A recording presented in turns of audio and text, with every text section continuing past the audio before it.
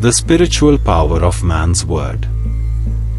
Man's word is spirit in man. Words are sounds occasioned by the vibrations of thoughts. Thoughts are vibrations sent forth by the ego or soul.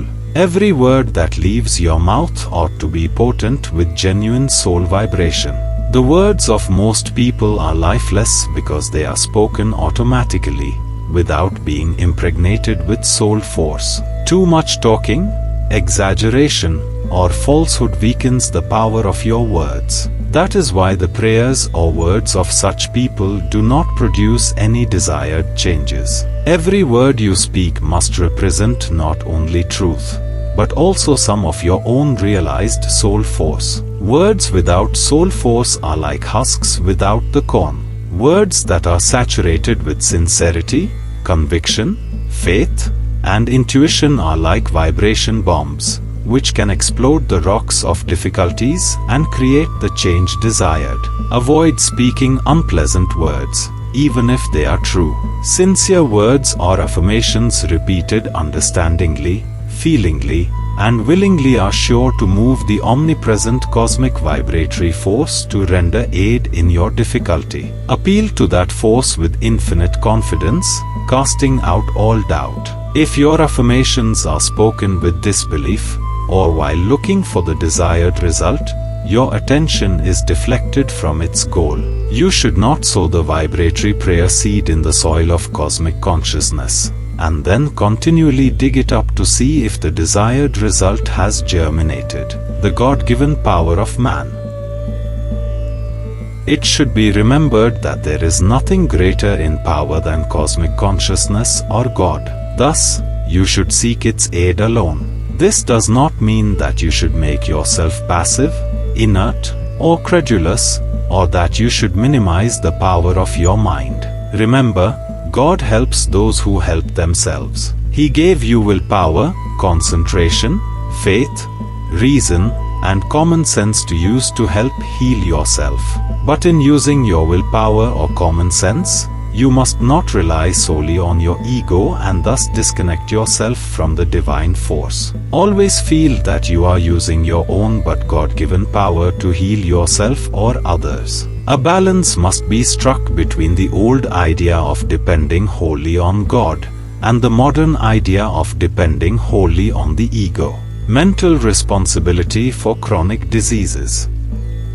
In trying to get rid of a physical difficulty by physical or mental methods, one often concentrates more on the gripping power of the disease than on the possibility of cure, and thus the disease becomes a mental as well as a physical habit. This is especially true in cases of nervousness, where the disease is felt long after it is physically cured. Each bodily sensation of disease or health cuts grooves on the brain cells, which further awaken certain habits of disease or health. Chronic mental or physical diseases always have a deep root in the subconscious mind. In a mental or physical disturbance, one ought to be able to pull out the roots from the subconscious mind. That is why all affirmations practiced by the conscious mind ought to be impressive enough to stay as mental habits in the subconscious mind, which in turn automatically influences the conscious mind. Strong conscious affirmation is thus reinforced through the medium of the subconscious. Still stronger conscious will or devotion affirmations not only reach the subconscious but the superconscious, the magic storehouse of all miraculous mental powers. Individual affirmations should be practiced willingly, feelingly, intelligently, and devotionally, once in a while loudly, when nobody is listening, but mostly mentally, silently, with ever-increasing intensity of attention. The attention from the very beginning of affirmation should steadily increase, and never be allowed to flag. Flagging attention should be repeatedly focused on its given task. Attentive, intelligent repetition and patience are the creators of habits, and ought to be employed during all affirmations. Deep and long-continued affirmations for curing chronic afflictions should be practiced mentally until they become part of one's intuitional convictions. Unchanged or contrary results, if any, should be ignored.